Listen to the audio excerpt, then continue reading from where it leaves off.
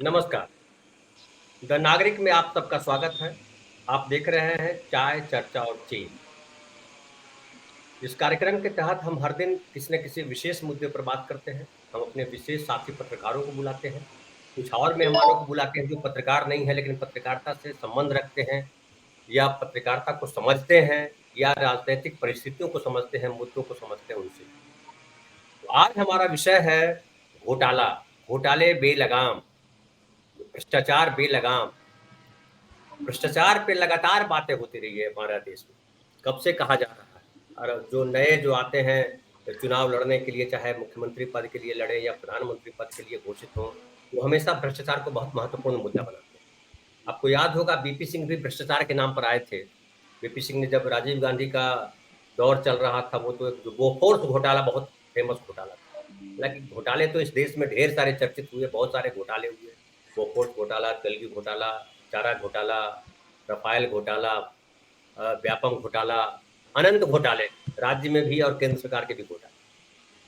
और ये जो भ्रष्टाचार है, भ्रष्टाचार जो है जिस तरह से है देश में, हमेशा लोग इश्यू तो बनाते हैं भ्रष्टाचार को। प्रधानमंत्री मोदी जी की बात कीजिए, बहुत पीछे ना जाइए, तो प्रधानमंत्री मोदी जी ने क्या? आप याद कीजिए जो मनमोहन सिंह की सरकार थी, तब कितना भ्रष्टाचार को लेकर के आंदोलन हुआ था। और बाकायदा अन्ना आंदोलन तो फेमस इसी के लिए है कि कहा कि जो है भ्रष्टाचार के खिलाफ युद्ध करना पड़ेगा और ये कहा गया था कि ये दूसरा गांधी है, अन्ना अन्ना हजारे साहब। और दिल्ली में कई दिनों तक आंदोलन चला और एक ऐसा मूवमेंट लगा कि दूसरी बार फिर जो है स्वतंत्रता की लड़ाई लड़ी जा रही है, देश को आज़ादी दी जाएगी, अब भ्रष्टाचार नहीं रहेगा देश में। और एक पार्टी बनी इसी भ्रष्टाचार के नाम पर कि भ्रष्टाचार के खात्मा के लिए राजनीति में आए हैं, अरविंद केजरीवाल जी का नाम आया उसमें। और अरविंद केजरीवाल जी ने कहा कि भ्रष्टाचार पे जो है हम इस देश में नई राजनीति करेंगे जिसमें जीरो भ्रष्टाचार होगा। लेकिन स्थिति ये है कि अब भ्रष्टाचार के आरोप में उनके ही 2 मंत्री जेल में हैं। मोदी जी लगातार कहते रहे हैं, 2014 के चुनाव के पहले भी कहा था कि देश में भ्रष्टाचार से जो है बड़ा संकट है और कांग्रेस पार्टी जो है भ्रष्टाचारियों की पार्टी है। और जो जो भ्रष्टाचार करके जो देश के बाहर पैसे जमा हुए हैं, स्विट्जरलैंड और कहाँ-कहाँ का नाम लिया जाता है, जिसको काला धन लोग कहते हैं। काला धन देश में आएगा और फिर 15 लाख रुपए हर किसी के अकाउंट में जाएगा, ऐसी घोषणा हुई थी। ये भी कहा गया था, बाबा रामदेव जी ने कहा था, जो रविशंकर जी हैं उन्होंने कहा था कि जो है ये जो महँगाई है, ये जो देश का बुरा हाल है, वो भ्रष्टाचार की वजह से है और भ्रष्टाचार के कारण जो है वो कांग्रेस पार्टी है। और अक्सर कई लोग ने इस बात का ज़िक्र किया है, जब राजीव गांधी का एक जो है डायलॉग कहिए या जुमला कहिए बड़ा हिट हुआ, जब राजीव गांधी ने कहा था कि हम यहाँ से दिल्ली से ₹1 भेजते हैं लेकिन 15 पैसा ही पहुँचता है ज़मीन पर। और इसके लिए फिर डिजिटल क्रांति हुई तो जो है ये कहा गया कि हम जो है सीधा जो है मनरेगा को लेकर के खास से कहा गया कि हम सीधा जो है जो लाभार्थी हैं उनके अकाउंट में पैसे भेजेंगे। तो इस तरह की काफ़ी सारी चीज़ें हुई। अभी अभी अभी ही हाल में देखिए कि एक जो है मैं वीडियो दिखाऊँगा भी, वो मोदी जी का वीडियो बड़ा वायरल हुआ कि जो मध्य प्रदेश में उन्होंने अपना भाषण दिया था और उन्होंने कहा था कि जो हम भी एक गारंटी देते हैं, जो भ्रष्टाचार करेंगे उसको जेल भेजने की गारंटी। लेकिन उसके दूसरे ही दिन जो है महाराष्ट्र में एनसीपी टूटी और एनसीपी के जिस नेता पे आरोप लगाया था बीजेपी के नेताओं ने, और प्रधानमंत्री ने कहा था कि 70,000 करोड़ का घोटाला है, सहकारिता घोटाला, कोऑपरेटिव घोटाला। उस घोटाले में जो आरोपी थे उन सबको मंत्री बना दिया गया। तो अब सवाल उठता है ये कि क्या घोटाला या जो भ्रष्टाचार जिसको कहते हैं, भ्रष्टाचार को लेकर के क्या वाक़ई राजनैतिक दल, राजनैतिक जो नेता हैं, वो सीरियस हैं? क्या हम नागरिक भी इसको लेकर के सीरियस हैं? या सिर्फ़ चुनावी जुमला है, जब चुनाव आता है या उसके पहले जो तैयारी हो रही होती है चुनाव से पहले, तो उसमें भ्रष्टाचार एक मुद्दा उठा दिया जाता है। आम आदमी भी बोलते हैं, मैं याद मुझे आता है जब भी चुनाव कहीं होता है और वहाँ संवाददाता जाते हैं माइक लेकर के, तो वहाँ नागरिकों से सवाल करते हैं, तो नागरिक कहते हैं कि बहुत भ्रष्टाचार, बहुत करप्शन, जहाँ देखिए बिना घूस के कोई काम नहीं होता है। लेकिन जब वोट देने की बारी आती है, तो फिर उन्हीं लोगों को चुन लेते हैं, उनके आरोप लगाते हैं। तो ऐसा क्यों होता है? इसके पीछे क्या सच्चाई है? ये जानने के लिए आज हम इस चर्चा में शामिल हैं और हमारे साथ 3 और साथी हैं। आप देख रहे होंगे प्रियांशु। प्रियांशु जो है वो पत्रकारिता में नए हैं, वो पत्रकारिता की पढ़ाई कर रहे हैं, मास्टर डिग्री ले रहे हैं, जामिया मिलिया इस्लामिया से। और जो है वो बिहार के रहने वाले हैं, युवा है, वो राजनीति में उनको इंटरेस्ट है, वो चाहते हैं कि कुछ जो है बेहतर किया जाए। तो आज हमने एक युवा साथी को भी जोड़ा है इसमें। साथ में हमारे हैं प्रोफेसर अखिल स्वामी, जो आप नाम से देख रहे हैं कि प्रोफेसर हैं वो, और आचार्य हैं वो। बच्चों को या यानी कहिए कि कॉलेज में पढ़ाते रहे हैं, उनके ढेर सारे शिष्य रहे हैं, और पिछले काफी समय से वो डिजिटल मीडिया पे बेहद सक्रिय स्पीकर के तौर पर। हमारे साथ हैं आलोक भदौरिया साहब, जो कई अखबारों में रहे, वरिष्ठ पदों पर, अमर उजाला के संपादक रहे, और पत्रकारिता का लंबा एक्सपीरियंस है इनके पास, नेताओं को बड़ी करीब से जानते हैं। हमारे साथ है मीनू जैन जी, वो भी पत्रकार रही हैं, लिखा हुआ राजनीतिक विश्लेषक जरूर है, लेकिन मूलतः पत्रकार हैं, बॉम्बे में पत्रकारिता के, अभी उत्तराखंड में रह रही हैं, और बहुत नजदीक से राजनीति को समझ रही हैं, देख रही हैं, नेताओं से परिचित हैं, और जो मुद्दे हैं वो चाहे जनता के मुद्दे हो या नेता उठाए मुद्दे, उन तमाम मुद्दों को बड़ी बारीकी से समझती हैं। तो आप चारों का बहुत बहुत स्वागत है। और हम शुरुआत करेंगे प्रोफेसर स्वामी जी आपके साथ, क्योंकि आप ही पहली क्लास लीजिए हम लोगों की, और नेताओं की भी, जो दर्शकों की भी लीजिए, क्योंकि नागरिक कहते तो हैं, जनता कहती तो है कि बड़ा करप्शन है, लेकिन वो भी चाहते हैं कि सिग्नल तोड़ के निकल जाते हैं, और चाहते हैं कि क्या दिक्कत है, वो बगल में होगा तो ज्यादा होगा तो 200 रुपया दे देंगे, गाड़ी कहीं पार्क कर देंगे और कहेंगे कि ठीक है 200 रुपया दे देंगे, टिकट नहीं लेंगे, रिजर्वेशन नहीं कराएंगे, बिना टिकट चलेंगे, और जब पकड़े जाएंगे तो बोलेंगे ले लीजिए 100 रुपया ले लीजिए। तो भ्रष्टाचार के नाम पर सब एक दूसरे पे आरोप लगाते हैं, लेकिन हमारा पर्सनल अनुभव भी है कि ज्यादातर लोग, चाहे वो नेता हो या नागरिक हो, वो दोनों भ्रष्टाचार में खुद लिप्त हैं। प्रोफेसर स्वामी, आपका क्या अनुभव है इसको लेकर? देखिए धनंजय जी, मैं एक अध्यापक के रूप में और जीवन का मेरा एक सिद्धांत रहा कि मैं ना घूस दूंगा और न लूंगा। लेकिन अब मैं बाहर की बात नहीं करूंगा, दूसरों की बात नहीं करूंगा, अपने व्यक्तिगत अनुभव बनाऊंगा जो मैं पिछले 5 साल से झेल रहा हूं, और ये भ्रष्टाचार किस प्रकार का संगठित गिरोह काम करता है। और मैं अपनी प्रतिज्ञा पे कायम हूं कि ना पैसा दूंगा ना घूस खिलाऊंगा। देखिए, हर स्टेट में, हर डिस्ट्रिक्ट में एक नियम है जिसमें कि बिल्डिंग के बाई लॉज हैं, और उसके अनुसार जब आप कोई बिल्डिंग बनाते हैं तो उसमें सेटबैक्स आपको पीछे और आगे छोड़ने पड़ते हैं। एफएसआई और एफएआर रूल्स होते हैं और सेटबैक रूल्स होते हैं। और मेरा मकान जो है उसमें पीछे पौधे लगाए हुए हैं, उसमें धूप आती है और हम अपने आनंद से जी रहे थे। हमारे पड़ोस के आगे और पीछे के सब मकान वालों ने पूरा सेटबैक कवर करके नीचे और ऊपर कमरे बना लिए। जो मेरा संवैधानिक अधिकार था कि मेरे को धूप और हवा मेरी रुक गई। जैसे ही कंस्ट्रक्शन शुरू हुआ, यहाँ पे जो हरियाणा का town and country planning department है, मैं दौड़ा दौड़ा उनके पास गया और मैंने कहा साहब ये कंस्ट्रक्शन को रुकवाइए, तो इलीगल है। नियम वो ये कहते हैं कि साहब जो पहले से बना है उसको हम नहीं तोड़ पाएंगे, लेकिन अगर कोई चीज बन रही है आप इन्फॉर्म करेंगे तो हम तोड़वा देंगे और उसको बनने नहीं देंगे। मैंने ये अनुभव किया कि मैं जब उनके पास गया, दोनों बार में गया, और उसके बाद जब मैंने उनसे निवेदन किया कि साहब पूरा सेटबैक कवर करके पूरा कंस्ट्रक्शन हो रहा है, धूप हवा रुक रही है, जो मेरा संवैधानिक अधिकार है इसको रोक दीजिए। 15 दिन के बाद तो वो देखने आए। बार बार मैं जाता रहा, रिक्वेस्ट करता रहा इंस्पेक्शन कर लीजिए, और जब इंस्पेक्शन किया तो इंस्पेक्शन की रिपोर्ट उन्होंने फाइल नहीं की। फिर 25 दिन के बाद उन्होंने उनको पहला नोटिस दिया 7 दिन का कि आप इस कंस्ट्रक्शन को जस्टिफाई कीजिए, ये सही है या गलत।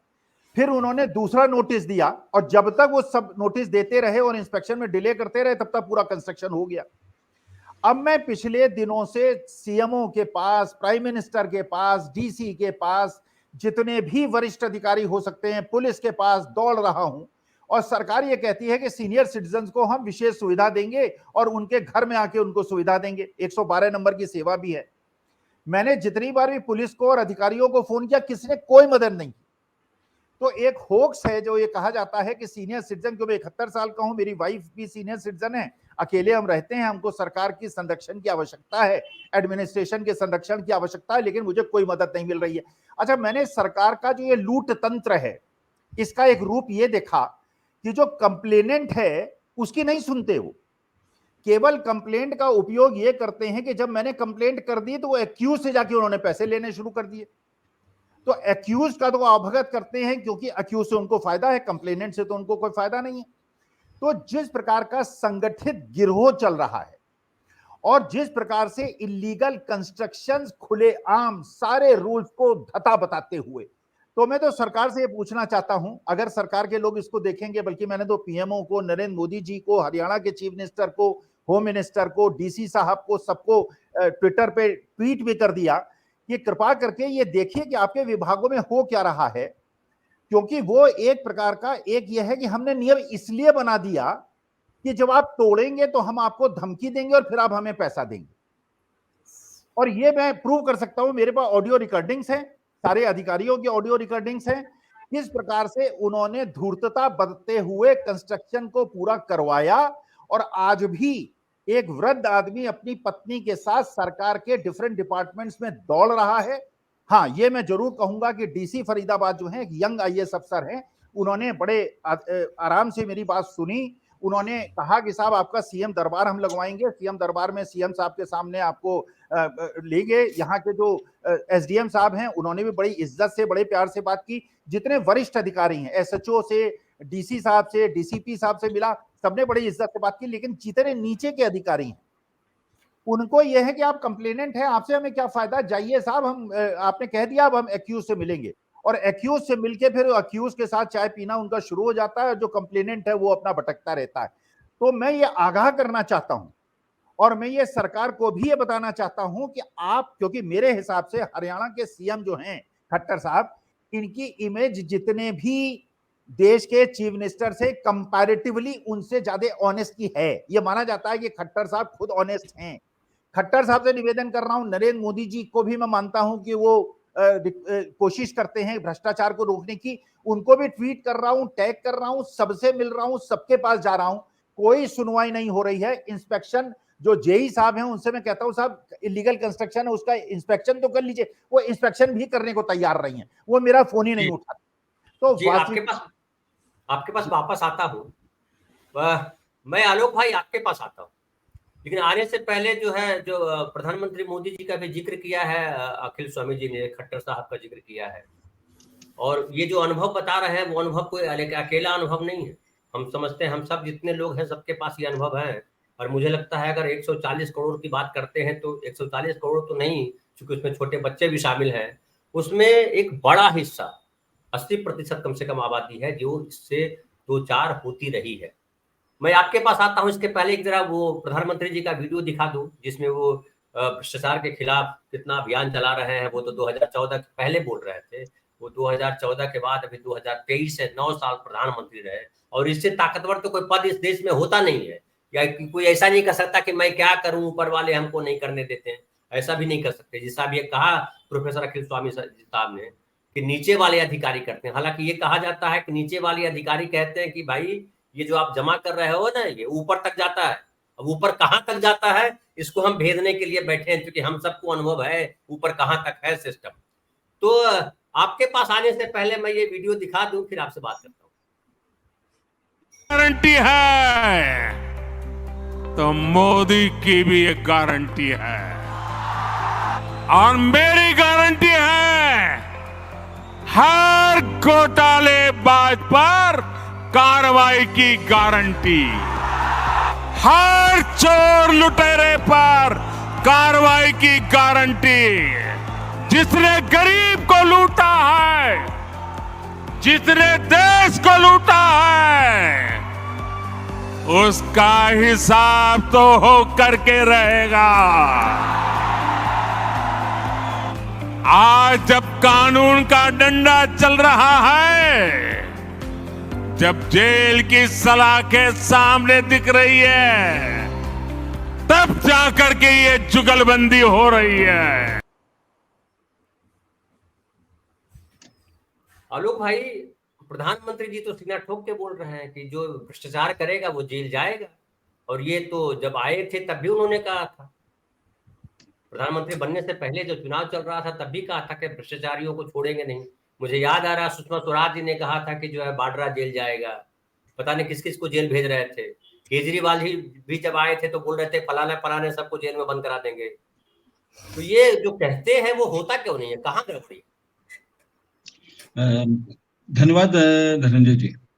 एक चीज बहुत अच्छी है कि हमारे प्रधानमंत्री जब सब बोलते हैं तो उनको जो सिनेमाई जो प्रभाव होता है ना, क्या इम्पैक्ट आता है, किन शब्दों से आता है, इसका उनको पर्याप्त अनुभव है और इसमें वो माहिर है। तो जैसा फिल्मों में हम देखते हैं ना फिल्मों में जब आप देखते हैं तो हॉल बंद होता है, 2.5 घंटे तक अंधेरा रहता है, एक आदमी हीरो बोलता है, मजा आ जाता है, हमको भी लगता है कि ये देखिए क्या कुली है, क्या लावारिस है, क्या है। हॉल से बाहर निकलते हैं, 10 मिनट तक जेल में रहता है, उसके बाद में सब कुछ उतर जाता है। अब मैंने तुलना तो कर दी है, मैं कहना नहीं चाहता कि उस, लेकिन इतना तो जरूर कहूंगा कि उनको पता है कि किन शब्दों का क्या असर होता है, जनता क्या असर लेके जाएगी उस वहां से। अब सवाल है कि कार्रवाई क्यों नहीं होती। अब इसको समझना बहुत मुश्किल काम नहीं है, क्योंकि आपने विषय प्रवेश में ही कह दिया कि उससे बड़ा कोई ताकतवर पद नहीं होता। उन्होंने 60 महीने मांगे थे, 5 साल मांगे थे, वो 5 साल भी पूरे हो गए तो भी कार्रवाई नहीं हो पाई। छठा भी हो गया, सातवां भी हो गया, आठवां भी हो गया, और अब जब ये आप उदाहरण दे रहे हैं तो ये तो 90 साल की है। अब सवाल यह है कि फिर प्रधानमंत्री क्या मजबूत है, ये तो शंका उठती है।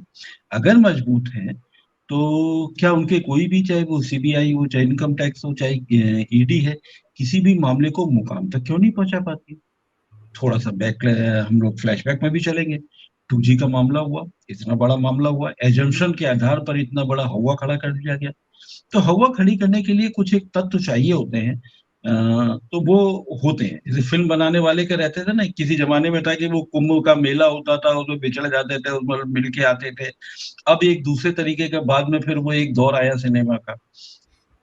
तो ये जो दौर आते हैं ना, तो ये उसी तरीके के दौर हैं। ये दौर आया, इन्होंने जुमले उछाले, अब आप उसको जुमला कह रहे हैं, लेकिन मैं कह रहा हूँ कि इस देश में आपने तो बच्चों को 140 करोड़ में माइनस कर दिया। मैं तो उसमें कहूंगा कि जो साक्षर नहीं है उनको भी माइनस करिए, जो खुद फैसला नहीं ले पाते उनको भी माइनस करिए। और अब सबसे बड़ा सवाल, ये तो मैं प्रोफेसर साहब के सामने ही कहना चाहूंगा, उनसे पूछना भी चाहूंगा कि हम किन लोगों को एड्रेस कर रहे हैं। क्या वो साक्षर लोगों को एड्रेस कर रहे हैं या शिक्षित लोगों को एड्रेस कर रहे हैं। तो सवाल है, अगर इस तरीके से अगर आप जुमला बोलते हैं, अगर कोई ये पलट कर पूछता भी नहीं है कि इतने साल निकल गए, क्या किया आपने, क्यों नहीं कर पाए, क्या वजह रही, तो हम आपको शिक्षित कहें या साक्षर कहें। मुझे लगता है कि ये बड़ा सवाल है, और जब तक ये सवाल मौजूद रहेगा, लोग नहीं बनेंगे शिक्षित, तब तक बड़ा मुश्किल है। फिर तो ये है कि एक सिनेमाई तत्व तो आपके में रहना चाहिए, एक करिश्माई तत्व तो आपके भाषणों में रहना चाहिए। वो रहता है, डायलॉग डिलीवरी कैसे की जाती है, एक डायरेक्टर होता है वो बताता है, बिल्कुल एक सिनेमाई असर जिसको बोलते हैं। अगर वो असर रहेगा तो आप ये मान के चलिए, जनता जब तक शिक्षित नहीं रहेगी, केवल साक्षर रहेगी। और एक बात और भी है, हकीकत यह है कि बहुत सारी शिक्षा का स्तर अभी बहुत कम है। अगर आप आंकड़े उठाकर देखेंगे तो भी आपको पता चल जाएगा। और फिर इसको थोड़ा सा वहां भी जोड़ लीजिएगा, थोड़ा सा बजट में भी चले जाइएगा, और बजट में जरा शिक्षा के ऊपर भी देख लीजिएगा कि बजट को कितना बढ़ाया, कितना घटाया। तब आपको जी। पता चलेगा कि हम कहाँ खड़े हैं, और ये जनता, हम मतलब ये नेता हमको कहाँ ले जाना चाहते हैं। जहां ले जाना चाहते हैं वो तो शिक्षा का बजट बता रहा है, पिछले 7-8 साल में उठाकर देख लीजिए। तो जाहिर सी बात है, किसी का जोर नहीं है कि आप शिक्षित बने, केवल साक्षरता पर जोर है। आप साक्षर हो जाइए, आंकड़े बन जी। जाएंगे। और जी। मुझे नहीं लगता कि कोई भ्रष्टाचार इस देश में बहुत बड़ा मुद्दा है। कुछ कलाकार लोग थे, कुछ चमत्कारी लोग थे जिन्होंने भ्रष्टाचार का मुद्दा बना लिया, जिनका एक शख्स है, जिनका एक आपने भी जिक्र किया। मैं तो वीपी सिंह वाली की बात कर रहा था, जब ये बड़े बने थे। एक बार यहाँ पर ये चुनाव लड़ रहे थे फतेहगढ़ में, मैं उस समय कानपुर में था, इनका इलेक्शन नहीं, मैं इधर था, मैं इलेक्शन कवर करने गया था।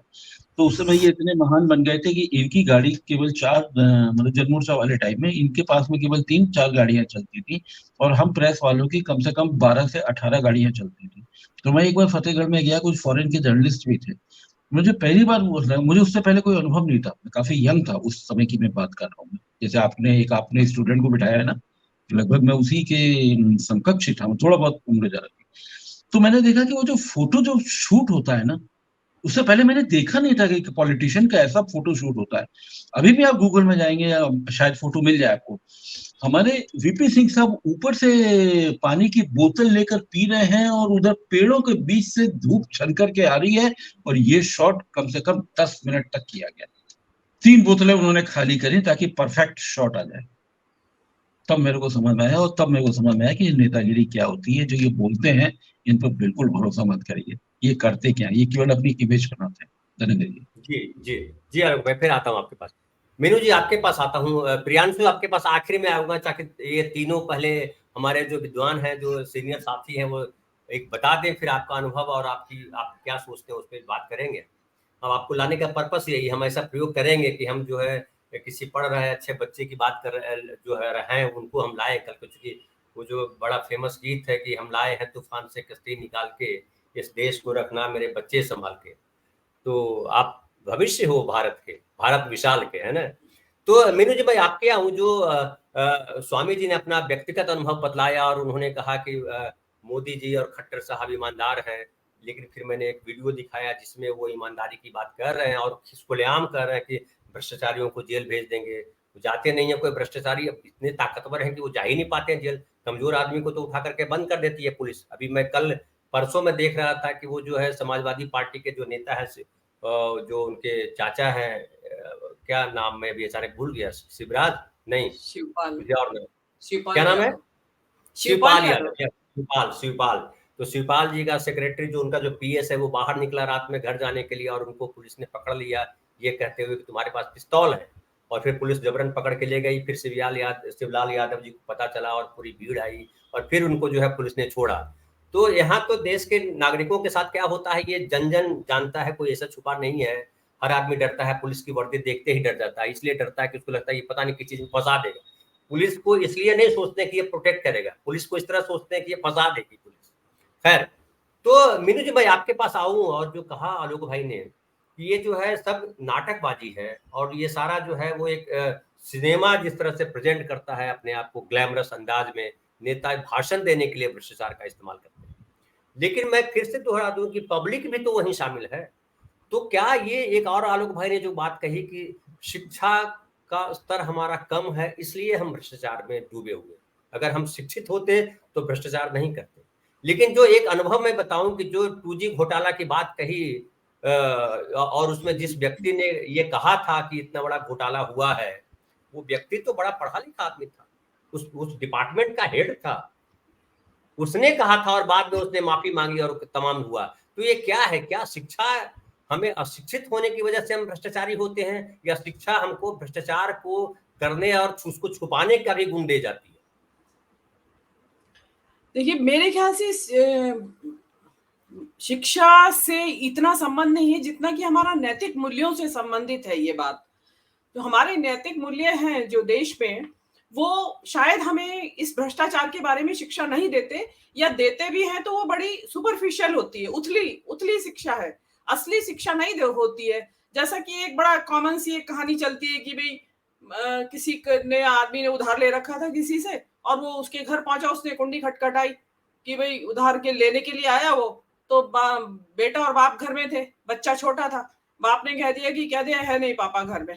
तो वहां से सीख जाता है, ये एक झूठ बोलना सीखा और वहां से सच को पर पर्दा डालना सीखा। और नैतिक मूल्य ये नहीं है ना, ये सिखाया जाता है कि भाई हमारे अधिकार है ये और हमें इसके लिए कुछ देने की जरूरत नहीं है। देखिए इस देश में ये हो गया है कि आप अगर सरकारी विभाग से भी कोई काम कराने जाएं, आपने ड्यू एप्लीकेशन दे रखी है और फी भर रखी है, समझो आपको बिजली का मीटर लगवाना है और आपने पूरी फीस भी दे दी है, भर के भी आए हैं फॉर्म वगैरह सब कुछ, लेकिन जो लाइनमैन जब मीटर लगाने आएगा तो उसको पैसा चाहिए, उसको 1000 रुपया चाहिए मीटर लगाने का। किस बात का? भाई हमारा राइट है, हमने पैसा भी दिया है लगाने के लिए। लेकिन ऐसा नहीं है, ये देश ऐसा है कि जिसमें कि सरकारी नौकरी और राजनीति एक पैसा कमाने का जरिया है। लोग सोचते हैं कि सरकारी नौकरी में भाई बताएंगे भाई ऊपर की कमाई भी बहुत है उस नौकरी में, और जो अंदाजा लगाते हैं लोग नौकरी का नेचर क्या है, अगर उसमें ऊपर की कमाई है तो बहुत बढ़िया है, नौकरी ऊंची नौकरी मानी जाती है, नहीं है तो हाँ ठीक है सरकारी नौकरी में है, बाबू है। तो और आजकल तो खैर बाबू का भी यही है। बात यहाँ प्रधानमंत्री जी की भी चल रही थी। प्रधानमंत्री जी देखिए, आप सभी कह रहे हैं कि प्रधानमंत्री जी स्वयं ईमानदार हैं, खट्टर जी ईमानदार है। मेरा ये कहना है कि प्रधानमंत्री अगर ईमानदार हैं तो उन्हें पीएम केयर फंड को आरटीआई के दायरे में लाना चाहिए, उसका ऑडिट होना चाहिए और उसकी सार्वजनिक करें पूरा लेखा जोखा कि भाई जो भी पीएम केयर फंड का पैसा आता जाता है वो कहाँ खर्च होता है, कहाँ से आता है। देखिए उसमें सरकारी कंपनियों प्राइवेट कंपनियों का सीएसआर का पैसा लगा हुआ है, सरकारी कर्मचारियों ने उसमें पैसा दिया था अपनी सैलरी से। तो इसको क्या कहेंगे आप? ये भ्रष्टाचार नहीं है? या इतने अज्ञानी है प्रधानमंत्री जी? अज्ञानी तो नहीं हो सकते, क्योंकि पीएम केयर फंड पे लगातार सवाल उठते रहे हैं, और वो वहां तक पहुंचती होगी पीएमओ तक बात। तो क्योंकि मैंने कहा ना कि नैतिक मूल्यों का ज्यादा संकट है हमारे देश में, और ऐसा नहीं है कि शिक्षा का स्तर तो आजादी के बाद से बढ़ता चला जा रहा है, तो लेकिन अभी भी जो है ना, लोग समझने नहीं चाहते। जैसे अभी नोटबंदी हुई, उसमें यह हुआ था कि काला धन मिटाने के लिए नोटबंदी की गई है। काला धन बोले तो भ्रष्टाचार, लेकिन क्या हुआ नोटबंदी में?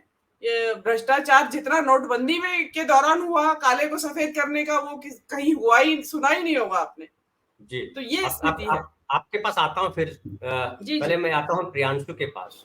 प्रियांशु, आपने सब सुना, आपका अपना भी एक अनुभव है, क्योंकि एक हम लोग के बचपन में एक गीत सुनते थे कि जीते लकड़ी मरते लकड़ी देख तमाशा लकड़ी का, है ना। उसमें लकड़ी की कहानी है कि जैसे आप जन्म लेते हो तो किस तरह से लकड़ी आपके साथ चलती है, और मृत्यु पे भी लकड़ी आपको जलाने का काम करती है। तो हम ये कहें कि जीते लकड़ी मरते लकड़ी को लकड़ी हटा के भ्रष्टाचार करते हैं कि जब बच्चा को डिलीवर होने जाता है, कोई लेडी जाती है नर्सिंग होम में या सरकारी अस्पताल में, तो उसको उसके लिए पैसे देने पड़ते हैं। उसके बाद फिर जो है बच्चा स्कूल जाता है, तो उसको बड़े बड़े स्कूलों में, जहां आप आलोक भाई कह रहे थे कि शिक्षा का स्तर बेहतर होगा तो शायद जो है ये हो जाएगा, लेकिन हम जानते हैं, आप भी जानते हैं कि दिल्ली के बड़े बड़े स्कूलों में किस तरह से ऊपर पैसा लिया जाता है। ये कहा गया है कि आप पैसा नहीं लेंगे अलग से, लेकिन डोनेशन के नाम पे, लेकिन फिर भी पैसा लिया जाता है अलग अलग तरीके से, जिसकी रसीदें नहीं दी जाती। पूरा का पूरा देख लीजिए कि जो प्रॉपर्टी का बिजनेस है, जो बिल्डिंग कंस्ट्रक्शन का इलाका है, उसमें आज भी 40% के करीब जो है वो ब्लैक मनी दिया जाता है। ब्लैक मनी से आपका पीछा नहीं छूट रहा। और प्रियांशु, आपका क्या अनुभव है? भ्रष्टाचार जो कर रहे हैं लोग वो कौन है और क्यों भ्रष्टाचार करते हैं? शुक्रिया सबसे पहले बोलने के लिए। यहाँ पे मैं सबसे छोटा हूँ, शायद छोटा ही हूँ। अभी तक का जितना भी अनुभव है मेरा, यदि कलेजे पे हाथ रख के बताया तो जितने भी नागरिक हैं इस देश के, क्या वो सभी लोग ईमानदारी से हेलमेट पहनते हैं, सीट बेल्ट लगाते हैं? जब वो ट्रैफिक एरिया में जाते हैं तो वो हेलमेट पहन लेते हैं, सीट बेल्ट लगा लेते हैं, और हमेशा ये कोशिश होती है कि जब भी कभी वो ट्रैफिक पुलिस से पकड़े जाएं तो 100 रुपए 200 रुपए दे करके वो चालान न कटवाएं और निकल जाएं। ये पहली प्राथमिकता होती है लोगों की। दूसरी प्राथमिकता ये जो जिसका आपने जिक्र किया, डोनेशन देके एडमिशन। ज्यादातर बच्चे आज भी स्कूल से लेके यूनिवर्सिटीज तक डोनेशन पे अपना एडमिशन ले रहे हैं। वो डोनेशन दे रहे हैं और डोनेशन लेने वाले ले भी रहे हैं। ये हो गया प्राइवेट सेक्टर का। दूसरा, यदि हम सरकारी सेक्टर में आए तो छोटा सा एग्जाम्पल लेते हैं। एक छोटा सा गाँव है, वो गाँव कोई भी हो सकता है, किसी भी राज्य का हो सकता है। मैं बिहार का ले रहा हूँ। बिहार का एक छोटा सा गाँव है, उस गाँव में नल जल योजना के तहत टंकियां लगाई जा रही है, पानी की पाइप लगाए जा रहे हैं। अब एक गांव का जो नागरिक है उसने मुकदमा जाके दायर कर दिया कि जो गांव के जो वार्ड सदस्य हैं, वो वार्ड के द्वारा जो पाइप लगाई जा रही है पानी की, वो 2 दर्जे की है, वो अच्छी नहीं है। तो उस पर जांच बैठी कि हाँ, नल जल योजना के तहत जो भी पाइपें लगाई जा रही हैं वो अच्छी क्वालिटी की नहीं है। इस पर एक शिकायत दर्ज हुई। शिकायत बीडीओ के पास गई। बीडीओ ने ऊपर शिकायत लिख के भेजा, और फिर ऊपर से यानी कि मुख्यमंत्री या फिर जहां से भी हो वहां से एक जांच करने अधिकारी आए। वो अधिकारी जब सबसे पहले आए तो डीएम के पास आए। डीएम ने कहा कि ठीक है, आप बीडीओ के पास जाइए। जब वो अधिकारी बीडीओ के पास आए तो बीडीओ ने क्या किया कि वार्ड साहब को फोन किया और कहा कि आप के यहाँ जो भी काम सबसे अच्छा हो रहा है, जिस भी वार्ड में सबसे अच्छा काम हो रहा है, आप उसको चिन्हित कर ले। नहीं हो रहा है तो उसको 1 हफ्ते में करवा ले, ताकि हम जांच करने आए तो सारी चीजें सामने आ जाए। तो क्या हुआ कि वार्ड साहब ने एक पर्टिकुलर वार्ड में एक पर्टिकुलर जो जगह जहां पाइप खराब बिछाई जा रही थी उसको ढकवा दिया, उसको हटवा दिया, और एक अलग जगह पे जहां पे काम अभी शुरू भी नहीं हुआ था वहां पे काम शुरू करवा दिया। बीडीओ साहब जांच अधिकारी को लेके आए, नए जगह पे जांच हुआ, रिपोर्ट बना के भेज दी गई, और जिस भी व्यक्ति ने वो कंप्लेन किया था कि नल जल में पाइप खराब यूज हो रही है, उसकी कंप्लेन वहीं की वहीं खत्म हो गई। अब मीडिया वहां पे क्या करेगा, वहां लोग क्या करेंगे, नागरिक क्या करेंगे? नागरिक की समस्या तो वहीं पे खत्म हो गई। बीडीओ ने क्या किया कि बीडीओ ने गांव के मुखिया और वार्ड के साथ मिलकर, डीएम के साथ मिलकर, उस अधिकारी के साथ मिलकर एक फर्जी रिपोर्ट बना के मुख्यमंत्री के पास भेज दी कि हाँ, काम अच्छा हो रहा है। तो ये हो गई ग्रामीण स्तर की बात। अब आइए, आपने मोदी जी का वीडियो दिखाया कि मोदी जी कह रहे हैं कि वो भ्रष्टाचार से समझौता नहीं करेंगे, उनके खिलाफ सारे भ्रष्टाचारी एक हो गए हैं। तो जब सारे भ्रष्टाचारी उनके खिलाफ एक हो गए हैं तो उन्होंने अजीत पवार को कैसे ले लिया अपने पास, उन्होंने हेमंता बिस्वा शर्मा को अपने साथ कैसे ले लिया, उन्होंने शुभेंदु अधिकारी को अपने साथ कैसे ले लिया, उनके अपने सरकार में बोमई थे, कर्नाटका के मुख्यमंत्री थे, वो उनके लिए प्रचार करने क्यों गए, वो शिवराज सिंह सरकार जिनके खिलाफ व्यापम घोटाले के आरोप है उनके खिलाफ वो प्रचार करने क्यों जा रहे हैं, उन्होंने अजीत पवार के जो चौटाला साहब हैं, चौटाला साहब के बेटे को उप मुख्यमंत्री क्यों बनाया। तो ऐसे बहुत सारे सवाल हैं। उनके पास मुकुल रॉय हैं, उनके पास शुभेंदु अधिकारी हैं, वो अभी भी अगर तेजस्वी यादव उनके साथ हाथ मिलाने के लिए आगे बढ़ जाए तो लालू प्रसाद यादव के ऊपर जितने भी भ्रष्टाचार के आरोप हैं वो सभी खत्म हो जाएंगे। तो इनकी भी अपनी एक वॉशिंग मशीन है जहां ये समझौता कर लेते हैं। एक तरफ ये बोलते हैं कि भ्रष्टाचार से समझौता नहीं करेंगे, दूसरी तरफ ये अडानी के मामले में जेपीसी की जांच नहीं बैठाते, ये राफेल पे कुछ नहीं बोलते और राफेल पे भी जेपीसी की जांच नहीं बैठाते। तो सवाल कई सारे हैं, यदि हम एक तरफ सवाल पूछेंगे तो वो सामने से टकराएगा। और जो ये चोला ओढ़ के बैठे हैं कि हम भ्रष्टाचारी नहीं हैं, भ्रष्टाचार से हम समझौता नहीं कर सकते हैं, हम ईमानदार हैं, तो उनके भी दामन पे खून के छींटे हैं, वो भी बेदाग नहीं है इस नगरी में। जी जी जी प्रियांशु, हम आते हैं आपके पास। एक हमारे साथी कह रहे हैं कि जो दर्शक है वो कह रहे हैं, विकास कुमार जी हैं, वो अक्सर आते हैं और इस तरह की बातें करते हैं, वो उनको चोट लग जाती है जब मोदी जी पे कुछ आरोप लगाइए तो। लेकिन मोदी जी पे आरोप इसलिए नहीं लगाता कि मोदी जी कोई हमारे जाति दुश्मन है। मोदी जी इस देश के प्रधानमंत्री हैं और सबसे ताकतवर नेता, तो सबसे ताकतवर नेता से ही सवाल किया जाएगा विकास भाई। वो जो राहुल गांधी से सवाल करके क्या फायदा होगा। तो अजीत पवार जी बेईमान है, ये विकास कुमार जी का सवाल है कि अजीत पवार जो है बेईमान है। बीजेपी में आने से पहले तो महान नेता थे। ये महान नेता थे या बेईमान नेता है, ये हम यहाँ डिस्कस नहीं कर रहे हैं। हम कह रहे हैं कि प्रधानमंत्री उन पे आरोप लगा रहे थे, बीजेपी के नेता आरोप लगा रहे थे कि वो बेईमान है, 70,000 करोड़ का घोटाला किया है। तो अब वो क्यों मंत्री बना रहे हैं उनको, अगर बेईमान है। शरद पवार ने भी यही कहा कि अच्छा हुआ मोदी जी ने उसको खुद ही सर्टिफिकेट दे दिया कि वो भ्रष्टाचार नहीं किया है, उसने भ्रष्टाचारी नहीं है वो, और वो जो है सही आदमी है, नहीं तो उसको जेल भेजते मोदी जी। तो इस तरह की बात है। मैं आता हूं प्रोफेसर अखिल स्वामी आपके पास।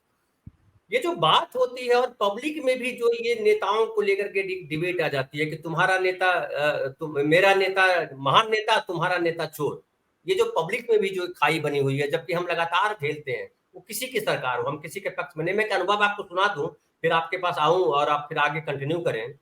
हम जब जो है उस समय मैं आज अखबार पटना के लिए काम करता था, हमारे चाचा जी को 10th का सर्टिफिकेट चाहिए था, वो BHEL में काम करते थे, शुद्ध ईमानदार आदमी, जिनको नमक का दारूगा क्या हाल, पंडित ओलंपिदीन समझ लीजिए, इस तरह के व्यक्ति। उन्होंने कहा कि बेटा मुझे 10th का सर्टिफिकेट मेरा गुम हो गया है, दफ्तर में नहीं मिल रहा, मांग रहे हैं वो, तो एक बनवा के दे दो डुप्लीकेट।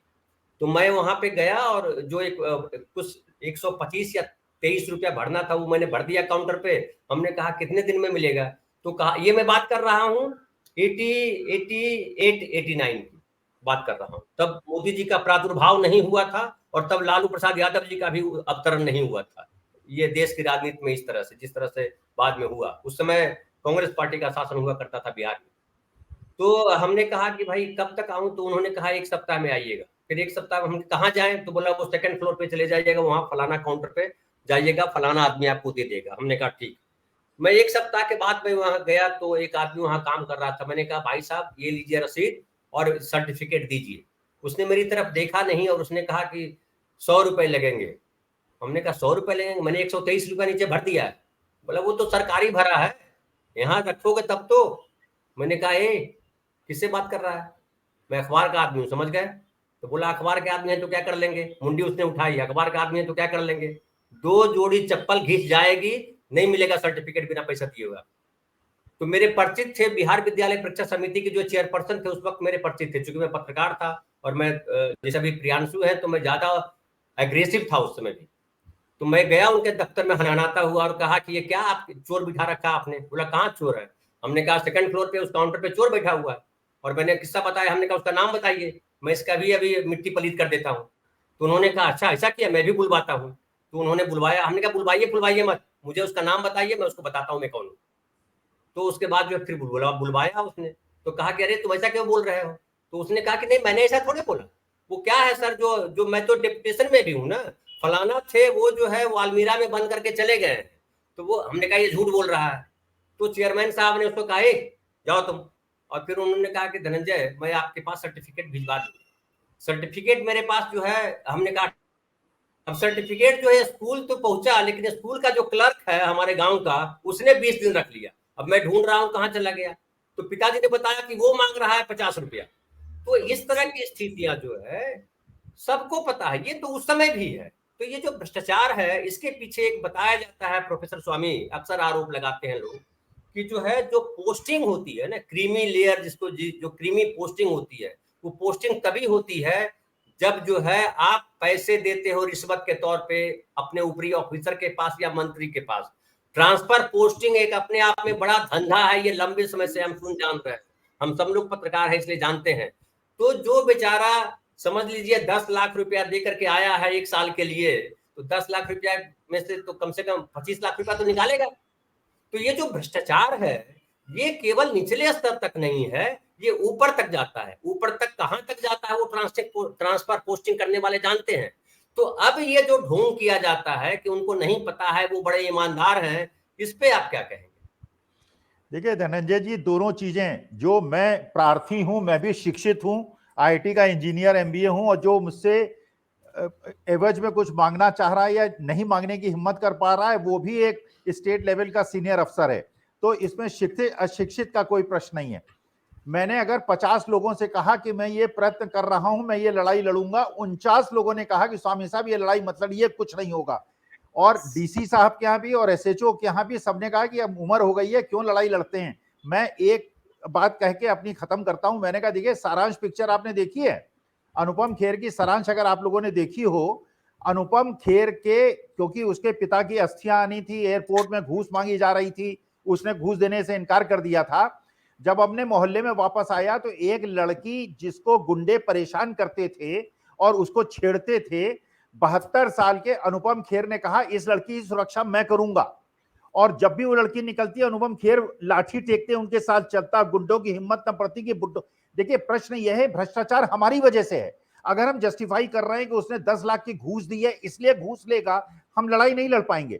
और मैं जानता हूं लड़ाई बड़ी कठिन है, ये ऐसी लड़ाई है कि मुझे पूरे सिस्टम से लड़ना पड़ रहा है।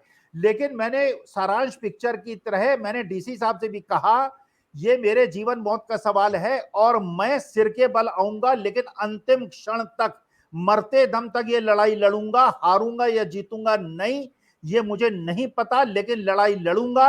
अगर देश की जनता ये ठान ले कि हम लड़ेंगे, क्योंकि 99% लोग हैं अपने भ्रष्टाचार के खिलाफ लड़ाई जो है वो छोड़ देते हैं, थक हार के बैठ जाते हैं। मैं लड़ूंगा, घर बेचना पड़ेगा, कोर्ट सुप्रीम कोर्ट तक जाऊंगा अगर जिंदा रहूंगा, लेकिन लड़ाई लड़ूंगा और इस सिस्टम को एक्सपोज करूंगा। मुझे चाहे पूरा सिस्टम कितना भी दंड देना चाहे दे दे। जी आलोक भाई, मैं आपके पास आता हूं। जो प्रोफेसर साहब कह रहे हैं कि हम खुद ही जिम्मेदार हैं, हम खुद ही ये सारी चीजें करते हैं, और ये आरोप लगा करके दूसरे पर कि हम 10 लाख रुपया देके आए हैं तो 25 लाख रुपया क्यों न कमाए, इससे आप बच नहीं सकते। अब सवाल उठता है आलोक भाई की जो है भ्रष्टाचार की जननी अगर कहें तो एक तो हमारी सामाजिक असुरक्षा है। जैसा मुझे लगता है कि सामाजिक असुरक्षा हमारे जीवन में इतना ज्यादा है कि हमको लगता है कि हम इतना पैसा कमा ले कि हमारी 2 पीढ़ियां, अक्सर लोग बोलते हैं कि इतना पैसा कमा लिया है कि 2 पुश्त उसकी जो है निश्चिंत हो जाएगी। तो अगर सामाजिक, जो आपने शिक्षा की बात कही, बड़ी सही बात कही, और विदेश के जो लोग आते हैं वो कहते भी हैं कि वहां भी भ्रष्टाचार है, लेकिन निचले स्तर पे भ्रष्टाचार नहीं है। सामान्य जीवन जीने के लिए आपको भ्रष्टाचार करने की जरूरत नहीं है। सामान्य तरीके से आगे बढ़ने के लिए आपको रिश्वत देने की जरूरत नहीं है। आपका सिस्टम है और सिस्टम में काम हो जाता है। तो अक्सर मुख्यमंत्री अक्सर कहते हैं, जैसे बिहार में भी है, कि इतना आप जो है ये ऑनलाइन अप्लाई कीजिए, आपको पैसे देने की जरूरत नहीं है, अपने आप आ जाएगा। ये भी लगाया गया है कि अधिकारी को इतने दिन के भीतर जवाब देना पड़ेगा, अधिकारी को इतने दिन के भीतर फला करना पड़ेगा, वो सारी चीजें हैं। बावजूद इसके भ्रष्टाचार हमारे समाज का एक ऐसे समझिए रक्त की तरह बह रहा है। इसको ऐसा कहा जाए, कुछ लोग कह रहे हैं कि जो है सरकारी कर्मचारी खाली चोर है, कुछ लोग कह रहे हैं कि खाली बीजेपी के लोग अच्छे हैं, कांग्रेसी चोर हैं। वो सब अपनी बात है, मैं उनकी बात नहीं करूंगा, क्योंकि वो हम जानते हैं किस तरह से लोग आज बात कर रहे हैं समाज में। मेरी साड़ी उसकी साड़ी से सफेद वाला नहीं है, मेरी है कि मेरी साड़ी उसकी साड़ी से ज्यादा सफेद है, उसकी गंदी है। तो अब सवाल उठता है आलोक भाई कि ये जो सारा मामला है इसको कैसे रोका जा सकता है? क्या रोका जा सकता है या खाली जुमलेबाजी में ही खत्म हो जाना, हमको इसी तरह से जीना है, इसी तरह से रहना? क्या आपको लगता है? धनंजय जी, मैं आपके इस सवाल का जवाब देने से पहले मैं एक चीज और कहना चाहूंगा। शिक्षा और साक्षर, मैंने शुरुआत में ही आपसे एक बात कही थी। शिक्षा का मतलब होता है कि आपके दिमाग के दरवाजे खुलते हैं, आपके सोचने की क्षमता विकसित होती है और एक आप में विश्लेषणात्मक दिमाग विकसित होता है। वो है शिक्षा, शिक्षित होना। और दूसरा होता है साक्षर होना। साक्षर में होता है कि आपने बीए की डिग्री ले ली, एमए की डिग्री ले ली, और फिर उसके बाद आप अपने यूपीएससी का भी आपने एग्जाम पास कर लिया, कहीं आईएएस बन गए, फिर इकोनॉमिक अफेयर्स सेक्रेटरी बन गए, फिर आरबीआई के आप गवर्नर बन गए। तो ये आप क्या कहेंगे? इसको मैं क्या कहूँगा? आप इसको कहेंगे शिक्षित होना, मैं कहूँगा साक्षर होना। शिक्षित और साक्षर दोनों में बहुत फर्क होता है। अगर ऐसा नहीं होता, मैं यहीं से शुरू कर रहा हूँ, सबसे सर्वोच्च पद से मैं शुरू कर रहा हूँ। अगर ये नहीं होता तो विमल जालान समिति क्यों बनती, और वो अपने रिजर्व बैंक के जो रिजर्व है उसको वहां पे कम करने को, डाइल्यूट करने के लिए क्यों तैयार हो जाती? तो यह शिक्षा और साक्षर का मतलब ये है। शिक्षित होना मतलब आपके दिमाग में सवालों का जन्म होना, और जब सवालों के बारे में आपको पता लगना कि इनका होगा क्या। अब सवाल क्यों पैदा होते हैं? एक ऐसा है कि आप हमेशा हम नैतिक मूल्यों की मैं बात कर रहे थे। नैतिक मूल्य बहुत एक एब्स्ट्रैक्ट टर्म है, ये इतना एब्स्ट्रैक्ट टर्म है कि इसको कहीं मुकाम तक आप पहुंचा ही नहीं सकते। ये बिल्कुल वैसा ही है, ईश्वर देख रहा है, अल्लाह देख रहा है, जरूर सजा मिलेगी। ये उसी तरीके का एक एब्स्ट्रैक्ट टर्म है, मैं इस पे नहीं जाता। क्योंकि जब भी हम नैतिक मूल्यों की हम बात करते हैं तो हम उस संविधान के हम भूल जाते हैं, हम सीआरपीसी भूल जाते हैं। हमारे पास तो सारे कानून है। सवाल ये है कि कानून पर अमल क्यों नहीं होता, मुद्दा तो ये है। अब ये होगा भाई, कानून अगर रसूख देख करके काम करेगा तो कैसे होगा? कुछ नहीं होगा। महत्वपूर्ण चीज है कि कानून रसूख देख कर काम नहीं करे, पहला। दूसरा ये लगता है ना कि एक सामान्य जीवन जीने के लिए रिश्वत लेने की जरूरत नहीं है। मैं तो कह रहा हूँ सामान्य हो चाहे असामान्य हो, महत्वपूर्ण चीज ये है कि आपको ये पता है, आप ये जानते हैं। मैं एक आम आदमी की बात कर रहा हूँ, नेता की, उसमें नेता भी शामिल कर लिए, अफसर भी शामिल कर लिए। आप ये जानते हैं कि आपको कुछ नहीं होगा, ज्यादातर संभावना ये है कि आप बचकर निकल जाएंगे। कुछ ही आईएएस अभी तक गिरफ्त में आए हैं और जेल तक पहुंचे हैं, आप बच जाएंगे। ये ऐसा क्यों होता है? ये इसलिए होता है क्योंकि आज पैसा कमाना एक ध्येय है, पैसा कमाना अंतिम सत्य है। और मैं यहाँ ये भी कहूंगा, मैं सरकारी नौकरियों पर नहीं जाता कि सरकारी नौकरी होगी तो भी आप भ्रष्ट करेंगे। मैं तो प्राइवेट पे भी जाता हूँ। आप सत्यम टेक्नोलॉजी है, हमारे सामने पैनलिस्ट और सब पुराने लोग हमारे, या जो हमारे जो नया जो छात्र है ये भी जानता होगा, सत्यम टेक्नोलॉजी का घोटाला क्या था, कैसे उसकी बैलेंस शीट बनी थी, क्या वो सरकारी था? नहीं। आईसीसीआई की एक बहुत ही पोस्टर एमडी रह चुकी हैं, वो जेल में है, तो क्या था? क्या वो सरकारी है ना, वो प्राइवेट है? तो हमको ये समझना पड़ेगा कि ये कह देना कि हर सरकारी में भ्रष्टाचार होता, वो प्राइवेट भ्रष्टाचार नहीं होता, तो प्राइवेट भ्रष्टाचार नहीं होता तो प्राइवेट पार्टी को तो आप लोन दे रहे हैं ना, सारी लोन दे रहे हैं। इसमें नेशनलाइज बैंक वाले भी दे रहे हैं और वो जो प्राइवेट बैंक वाले हैं वो भी लोन दे रहे हैं, और लोन लौट कर नहीं आता। तो सवाल है कि भ्रष्टाचारी कौन है? हम किसी को कैसे बरी करते हैं? बरी इसलिए नहीं कर सकते क्योंकि अभी जैसे विलफुल डिफॉल्टर की संख्या बढ़ती चली जा रही है देश में, हर साल बढ़ती चली जा रही है। और क्यों बढ़ रही है? विलफुल डिफॉल्टर वो होते हैं जिनके पास में पैसा होता है, जिनके पास में क्षमता होती है, हैसियत होती है, इसके बावजूद वो बैंक का पैसा या किसी वित्तीय संस्थान का पैसा नहीं लौटाते हैं। ये है विलफुल डिफॉल्टर, और उसके लिए वो कोई भी बहानेबाजी करते रहते हैं। तो आप क्या करते हैं? हमारे यहाँ जो साक्षर लोगों की जो टीम है, जो नौकरशाह है साक्षर, उन लोगों ने वो एक बैकडोर की एंट्री निकालते हैं। एंट्री क्या निकालते हैं कि आप एनपी उनका राइट ऑफ कर दी। दूसरा क्या निकालते हैं कि अगर क्रिमिनल केस चल भी रहा है कोई बात नहीं भाई, 2 साल के बाद, इनको साल भर के बाद आप इनको दोबारा से लोन दे सकते हैं। उनको दोबारा से, उन उद्योगपतियों को, विलफुल डिफॉल्टर्स को लोन की कतार में आप खड़ा कर देते हैं। तो सवाल ये है कि हम साक्षर हैं? अब मैं यही सवाल लौट कर कहता हूं, अगर हम शिक्षित होते तो हमको ये पता होता ना पता होता कि कौन जुमले बोल रहा है, कौन कितना झूठ बोल रहा है, कौन कितना भ्रष्टाचार के खिलाफ वास्तव में लड़ाई लड़ना चाह रहा है। जैसा हमारे अभी एक आपके छात्र ने बिल्कुल सही कहा कि अजित पवार से लेकर सब तमाम तरीके की चीजें, लेकिन सवाल तो फिर वही उठता है, अगर आप साक्षर है तभी तो आप व्हाट्सएप से फॉरवर्ड मैसेज से सब इधर उधर से आप प्रभावित हो जाते हैं। कभी भी आप सोर्स के प्रति आप छानबीन नहीं करना चाहते। अगर जिस दिन आप छानबीन करेंगे, आप तो कहेंगे कि भ्रष्टाचार नहीं है, मैं तो कहूंगा कि हमारा ये ईडी वाला है। ईडी वाला क्या मामला है भाई? तो सुप्रीम कोर्ट कह रहा है कि भाई वो आपका ये गलत है, ये वो है, सब है, फिर भी आपने उसको दे दिया। पूरे एनफोर्समेंट डायरेक्टरेट में सिर्फ एक आदमी है जो भारत का पक्ष रख सकता है। अगर आप इस तर्क को यकीन कर सकते हैं तो इसका मतलब ये है कि आप केवल, मैं आपको साक्षर की जमात में ला दूंगा, भले ही आप डिग्री, आप पीएचडी ले जाएं, चाहे डिलीट कर लें, चाहे आप 4 पीएचडी कर लें, मैं इनको साक्षर मानूंगा। मैं इस चीज को नहीं मानूंगा कि अगर एक आदमी नहीं है और उस पर सवाल नहीं खड़ा हो रहा है, सुप्रीम कोर्ट भी सवाल नहीं कर रहा है, सुप्रीम कोर्ट ने भी दे दिया। भाई सुप्रीम कोर्ट तो वही फैसले लेता है जिस तरीके से उसको दस्तावेज पेश किए जाते हैं। सुप्रीम कोर्ट अपने मन से कोई नहीं करता। सुप्रीम कोर्ट से एक चीज होती है कि आप क्या मांग करते हैं और सरकार क्या दस्तावेज जो पेश करती है उसके आधार पर, वो गुण दोष के आधार पर उसकी विवेचना करता है। वो यहाँ में सुप्रीम कोर्ट नहीं है। लेकिन आप जब सुप्रीम कोर्ट क्यों नहीं दोषी है भाई? सुप्रीम कोर्ट एक तरफ तो आप उसको कह रहे हैं कि नहीं हो सकता, फिर आपने उसको टाइम दे दिया, क्या आप केवल टिप्पणी कर रहे हैं? तो इसलिए मैं कहूंगा कि साक्षर और शिक्षित इन दोनों का थोड़ा सा, मैं सुप्रीम कोर्ट को कतई साक्षर नहीं कह रहा, बिल्कुल नहीं साक्षर कह रहा, मेरा कोई आशय नहीं है उनको साक्षर कहना। मैं तो कह रहा हूं कि जनमानस को समझने की बात है। तो उधर अजीत पवार का इधर है तो इधर ये भी समझना पड़ेगा, केवल एक ही आदमी भारत का पक्ष रखेगा और जब ये रिटायर हो जाएंगे 15 अगस्त के बाद तो क्या भारत का ईडी बिल्कुल बेकार हो जाएगा, कुछ नहीं कर पाएगा? तो सवाल है कि ये सवाल है कि इस सवाल का जवाब समझने के साथ ही हमारे ऊपर, सुप्रीम कोर्ट के ऊपर नहीं, हमारे ऊपर सवाल खड़ा होता है। खुद अपने मन से हम समझने के लिए तैयार हैं धनंजय जी। जी अनूप भाई, जी अनूप। मीनू जी, जल्दी से मैं आपके पास आता हूँ, फिर थोड़ा सा छोटा सा जवाब दूंगा प्रियांशु से भी। ये बहस तो वो है जो सुरसा का मुंह जो है ना, उसकी तरह।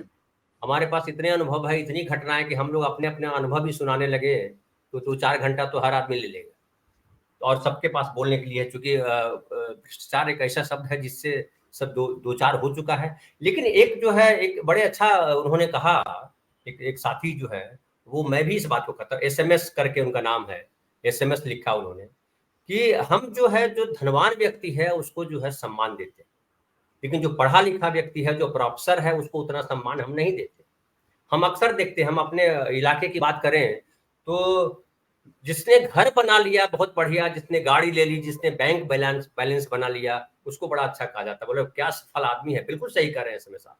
और जो है अब तो ये आलम आ गया है कि समाज में उनको सम्मान मिलता है। लोग अपनी बेटियों के लिए, अपनी जो लड़का ढूंढते हैं, वो ढूंढते हैं कि ऐसा आदमी मिले जो बढ़िया पैसा कमाए। और उनके बाबूजी और बड़ा खुश होते हैं कि उनके बाबूजी भी जो है फलाने डिपार्टमेंट पे थे और खूब पैसा कमाए, वहां पटना में भी घर बनवा लिए हैं, बॉम्बे में भी वो खरीद के दे दिए हैं, बेटा वहां पढ़ रहा है उसको भी खरीद के दे दिए हैं, और बड़ा भारी पैसा है और बड़ा गर्व से बोलते हैं लोग। और अगर कोई आदमी ईमानदार है जिसने पैसे नहीं कमाए, अरे मारिए, ये कुछ ही करेंगे, ये आदमी कुछ नहीं है, किसी काम के नहीं है, इस तरह का भाव है समाज में आ गया है। ऐसे में नमक का दरोगा कहानी जो है कहाँ प्रासंगिक है वो तो समझ में नहीं आता। हालांकि मैं अक्सर बोलता हूं कि फाइनली जो है सबसे भ्रष्ट आदमी को भी एक ईमानदार आदमी की जरूरत है, जो उसके प्रति ईमानदार रहे, उसके भ्रष्टाचार को छुपाए, ये सबको जरूरत है। इसलिए जो कहते हैं, प्रोफेसर स्वामी ने कहा कि फलाना ईमानदार है, ढेगाना ईमानदार है, लेकिन उस ईमानदार के, वो ईमानदार एक ढक्कन की तरह है, या कहिए कि उसको तिरपाल की तरह है जो सारे बेईमानों को ढका हुआ है। मैं इस पे इसलिए बात कर रहा हूं कि हम जो चुनावी प्रक्रिया हमारी है, मैं उस पे आता हूं। चुनावी जो प्रक्रिया हमारी है, संविधान ने भले कह रखा है कि कोई भी नागरिक जो भारत का नागरिक है, 25 साल से या उससे ज्यादा उसकी उम्र है, दिवालिया नहीं है, पागल नहीं है, वो चुनाव लड़ सकता है। लेकिन क्या स्थिति ऐसी है, चुनाव लड़ सकता है ऐसे कोई सामान्य आदमी? और चुनाव लड़ सकता है, लेकिन क्या चुनाव जीत सकता है? वो ऐसी स्थिति है। चुनाव जीतने के लिए कितने पैसे खर्च करने पड़ते हैं, ये हम सब जानते हैं इस बात को।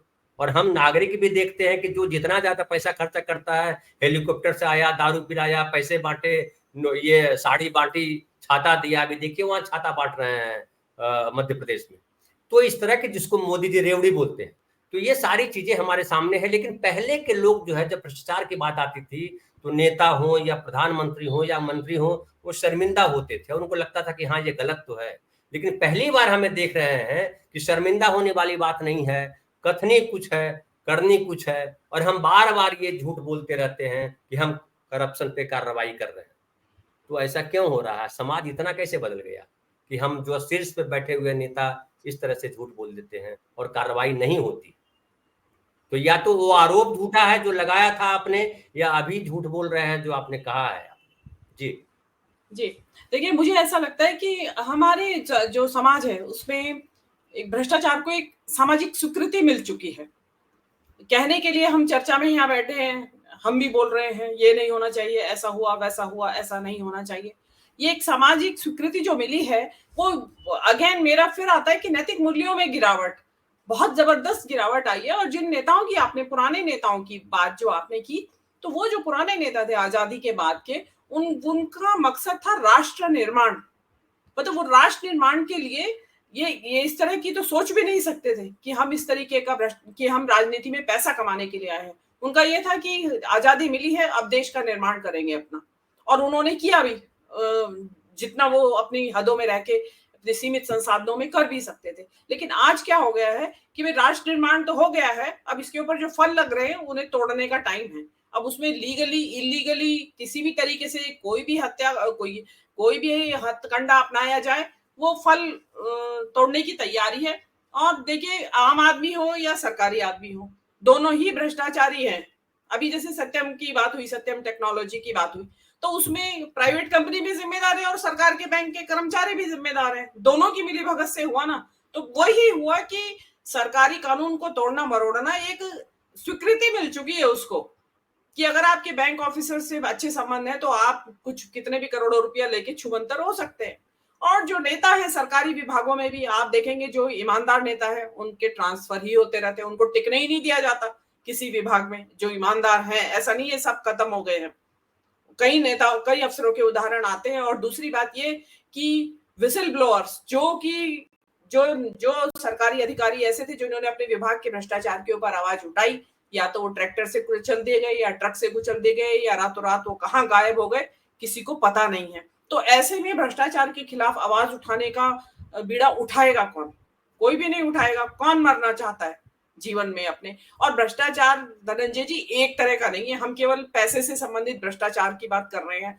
1000 तरह का भ्रष्टाचार इस देश के अंदर है। सही बात, बिल्कुल सही बात, बिल्कुल सही बात। और इसको हम अलग अलग तरीके से, अभी तो हमने एक शुरुआत की है, इस पे हम बहुत बात करेंगे, कई डिबेट रखना चाह रहे हैं, क्योंकि ये वाकई। मैं प्रियांशु आपके पास आता हूँ, जिस तरह का समाज हम लोग आपको दे के जा रहे हैं या दे रहे हैं, या हम लगातार उस समाज का शरण कर रहे हैं। जैसा कि मीनू जी ने भी कहा कि पहले अच्छे नेता थे, उस समय भी भ्रष्ट थे, लेकिन भ्रष्टाचारियों को छुपाया नहीं जाता था। भ्रष्टाचारी के साथ एक भाव था, कह रहे यार ये चोर आदमी, हटाओ इसको क्या बात कर रहे हैं। तो समाज में भी ऐसा था, लेकिन अभी गर्व के साथ उसको हम ले रहे हैं। तो हम जो समाज आपको दे के जा रहे हैं वो भ्रष्ट आचार, ठीक कहा मीनू जी ने कि भ्रष्टाचार सिर्फ पैसों से नहीं होता, भ्रष्टाचार कई तरीके के, जहाँ परिवारवाद की जिस तरह की बात की जाती है और अपने बच्चों को आगे कर दिया जाता है, वो और कई सारी चीजें हैं, किसी को फेवर हम करते हैं अलग अलग तरीके से, वो तमाम चीजें। तो उसमें जो है, क्या आपको लग रहा है कि ये जो समाज हम दे के जा रहे हैं, इस समाज को आप कुछ बेहतर करने की युवा सोच रहे हैं, या सोच रहे हैं कि ठीक है ये समाज ऐसा मिला, इसको और गंदा कर दे या और चौपट कर दे? क्या आप लोग के मन में भाव उठता है? क्या गुस्सा आता है हम लोग के प्रति? आपके पहले की पीढ़ी के जो लोग हैं उनके प्रति गुस्सा उपजता है, या लगता है कि नहीं ठीक है, अच्छा है? जिससे एक छोटा सा किस्सा है, मैं किसी जाति विशेष के बारे में नहीं बोल रहा हूँ, बस ऐसे ही मैं किस्सा सुना रहा हूँ, क्योंकि बड़ा चर्चित किस्सा हमारे इलाके में। एक वकील साहब थे, वो जब मृत्युशैया पे आए, उन्होंने अपने दोनों बेटे को बुलाया और कहा कि बेटा, मेरे पिताजी ने मुझे 8 केस दिया था और मैं तुमको 18 दे के जा रहा हूं। तो ये जो है प्रियांशु, जो हम दे के जा रहे हैं आपको, क्या उसको और बढ़ाएंगे आगे, या क्या करेंगे इस पे? देखिए, जहां तक पहले के राजनेताओं की बात करते हैं, आजादी के बाद जब देश में प्रधानमंत्री नेहरू बने, तो उनके पास खुद इतनी संपत्ति थी कि उन्होंने देश निर्माण में अपनी 90% से ऊपर की संपत्ति दान में दे दी। तो वो क्या कमाएंगे राजनीति में, वो क्या अर्जित करेंगे, क्यों अर्जित करेंगे? एक सवाल ये भी बनता है। दूसरा, समाज के स्तर पे ये बनता है कि जब आपने भी अच्छा जिक्र किया उसका, किसी ने कमेंट किया था, यदि किसी की भी शादी करनी होती है, घर में बेटी की शादी करनी होती है, तो लड़का खोजा जाता है, खास करके उत्तर प्रदेश, बिहार, गोबरपट्टी के राज्यों में। तो ये चुनाव होता है कि लड़का जो है वो सरकारी जॉब में हो, और सरकारी जॉब में हो, किसी भी पद पे हो, यदि उसकी सैलरी 20,000 भी होती है तो घर वाले जो है वो तहकीकात करते हैं कि 20,000 सैलरी है, ऊपर से कितना कमाता है, 25-30 हजार ऊपर से कमा लेता है या नहीं। तो वो उस चीज की जो है देख रेख होती है, खोजबीन होती है, और तब पता चलता है कि 20,000 ही सैलरी है, लेकिन लड़का जो है वो ऊपर से कमा लेता है, यानी कि महीने का लाख रुपया आ जाता है उसको, भले वो भ्रष्टाचार से हो। तो परिवार वाले को थोड़ी सी भी हिचक नहीं होती है अपनी बेटी देने में, शादी करने में। तो हमने एक ऐसा समाज बना दिया है जहाँ पे भ्रष्टाचार आम जनमानस के बीच घुल मिल सा गया है। यदि आपको कोई काम करवाना हो, यदि आपको एक आवासीय प्रमाण पत्र बनवाना हो, जातीय प्रमाण पत्र बनवाना हो, जन्म प्रमाण पत्र बनवाना हो, यदि आप सीओ ऑफिस जाएंगे, बीडीओ ऑफिस जाएंगे, अपने ब्लॉक में जाएंगे, वहां भी बिना 1 रुपया एक्स्ट्रा दिए आपका काम नहीं होगा। और हम देते हैं क्योंकि हम चाहते हैं कि जो काम 20 दिन में होना हो वो 1 दिन में हो जाए। बीडीओ साहब जो हैं वो 10 मिनट में साइन करके दे दे, तो जब हम चाहेंगे कि बीडीओ साहब 10 मिनट में साइन करके दे दे, तो हमें उसका भुगतान करना होगा, और वो भुगतान हम कर रहे हैं। दूसरी तरफ यदि हम किसी मुकदमे में फंस जाते हैं तो हम अपने विधायक को फोन करते हैं, सांसद को फोन करते हैं, हमारे क्षेत्र में जो मंत्री होता है उसको फोन करते हैं कि हमारे दरोगा जी को बोल दीजिए कि ये जो मुकदमा है इसमें एफआईआर में नाम नहीं लिखवाएं। ये क्या है? हम सब चाहते हैं कि हमारे बच्चे का नाम, हमारे आस पड़ोस के बच्चे का नाम, या फिर जो भी हमारे रिलेटिव है, अपने हैं, खास है, वो किसी भी मुकदमे में फंस जाते हैं तो उनका नाम केस में, एफआईआर में ना आए, क्योंकि ये जिंदगी भर के लिए हो जाता है। केस लड़ना, बाकी तमाम चीजें जो हैं वो बहुत परेशानी वाली होती है। तो हम चाहते हैं कि एक पैरवी हो जाए, ऊपर से पैरवी हो जाए, नीचे से पैरवी हो जाए, जहां से भी हो जाए, लेकिन हम इसको हैंडल कर ले और एफआईआर में नाम ना आए। ये क्या है? ये भी तो भ्रष्टाचार है। इसके अलावा जरूरत हमें इस बात की नहीं है कि भ्रष्टाचार खत्म हो जाए या फिर ना हो। हम अपने जीवन में ये कोशिश करें कि जहां पर भी जरूरत पड़े इसको हम नकारें। वो लोग जिनके आस पड़ोस में हम रहते हैं, यदि हम परोक्ष रूप से देख रहे हैं कि वो भ्रष्टाचार में लिप्त हैं, तो हम उनके साथ उठना बैठना बंद करें, उनसे बातचीत बंद करें, और देखें कि समाज पे इसका क्या असर पड़ता है। हम एक तुलनात्मक अपने तरीके से, अपने स्तर पे हम एक ऐसा पोल करें, एक ऐसा अनुमान लगाए, एक ऐसा ओपिनियन है लोगों का, जिससे हमें पता चले कि हमारे इर्द गिर्द ऐसे लोग हैं जो क्या सोचते हैं भ्रष्टाचार के बारे में, भ्रष्टाचार करने वाले नेताओं के बारे में, अफसरों के बारे में। और सबसे पहले हम ये भी देखें कि क्या भ्रष्टाचार करने वाले जो लोग हैं वो भ्रष्टाचार के खिलाफ, तो उनकी अपनी राय होती है कि हाँ ये भ्रष्टाचार खराब है, लेकिन जब उनके अपने समाज के लोग जब भ्रष्टाचार में लिप्त होते हैं तो वो सोचते हैं कि नहीं नहीं, ये तो मेरे समाज का है, इसको हमें डिफेंड करना है। तो हमें ये भी देखना होगा कि कितने प्रतिशत समाज में ऐसे लोग हैं जो अपने जाति के भ्रष्टाचारियों को डिफेंड करते हैं, लेकिन दूसरे जाति से आने वाले भ्रष्टाचारियों के खिलाफ मुखर होकर बोलते हैं। तो ये भी हमारे समाज में, हमारे सामाजिक ताने बाने में एक दोष है, और उसको दूर करने की आवश्यकता है। बिल्कुल बिल्कुल प्रियांशु, बातें बहुत लंबी हो सकती है, इस पे हम चाह रहे हैं कि अलग अलग समय हम करें, तो ये 1 घंटे का समय हो गया है। तो आप लोग आए, आप शामिल हुए इस चर्चा में। प्रियांशु, आपका आभार। प्रोफेसर अखिल स्वामी, आलोक भदौरिया साहब और मीनू जैन जी, आप चारों का बहुत बहुत आभार। दोस्तों, ये जो करने का पर्पस है वो क्यों है? ये करने का पर्पस ये है कि कहीं हमारी जो हमारे साथी ने कहा भी कि नैतिकता की बात है, नैतिक मूल्य की बात है, और अगर नैतिक मूल्य हमारे पास नहीं है तो हमें इंसान होने का हक नहीं है। इंसान हम इसीलिए है कि नैतिक मूल्य हमारे पास, हमको लगता है कि उनके लिए भी ये चीजें होनी चाहिए। बाकी तो हम मनुष्य एक सामाजिक प्राणी है, जिसको कह दिया या कहिए कि मनुष्य भी एक एनिमल है, जानवर है। जानवर जो है उससे मनुष्य अलग हुआ कि उसने सभ्यता विकसित किया, और उसने कहा कि नहीं, हमें उनके लिए भी सोचना है। परोपकार को बहुत इंपॉर्टेंट माना गया, परहित को बड़ा इंपॉर्टेंट माना गया, और तुलसीदास ने तो बाकायदा कहा है कि परहित सरिस धर्म नहीं भाई, दूसरों को का परोपकार उससे बड़ा कोई धर्म नहीं है। लेकिन जो निर्लज्जता से जब जो है दूसरों को आप कहते हैं कि हम दुकान बंद करा देंगे, लोकतंत्र में विपक्ष जो है उतना ही महत्वपूर्ण है जितना सत्ता पक्ष महत्वपूर्ण। लेकिन सत्ता पे बैठा हुआ कोई व्यक्ति, अगर महत्वपूर्ण पद पे बैठा हुआ व्यक्ति ये कहता है कि विपक्षियों की दुकान बंद करा देंगे, ये बड़ा दुर्भाग्यजनक है। दुकान जो आप नेतागिरी करें तो वो जो है मंदिर, और दूसरा करे तो वो दुकान। ये बड़ा घटिया लेवल का जो है वो उदाहरण है। खैर, तो ये हम नागरिकों को तय करना है, क्योंकि हमें अपने बच्चों को अपना भविष्य, अपना जो देश दे करके जाना है। क्योंकि आप ये तो सोचते हैं कि हम अपने बच्चे को बड़ा बैंक बैलेंस देके जाए, प्रॉपर्टी खरीद के जाए, 3 फ्लैट देके जाए ताकि बेटा हमारा निश्चिंत रहे। लेकिन 3 फ्लैट तो देके जाइएगा, लेकिन फ्लैट से जब नीचे उतरेगा या फ्लैट में भी जब रहेगा और डाकू घुस आएंगे, बदमाश घुस आएंगे, कहीं भी पुलिस भी जो है आपके उनके साथ बदमाशी करेगी, तब क्या करोगे आप? उनसे कैसे बचाओगे? तो आपका बेटा इतना योग्य है कि वो कमा लेगा अपने जीने भर, लेकिन उससे ज्यादा जरूरी है कि आप ऐसा समाज देके जाइए जहां वो सुरक्षा महसूस करे, सुरक्षित महसूस करो, उसको देख करके कोई मुस्कुराए और वो किसी को देख करके मुस्कुराए, ऐसा समाज दे करके जाइए। आप लोगों ने हमारा कार्यक्रम देखा, बहुत बहुत धन्यवाद।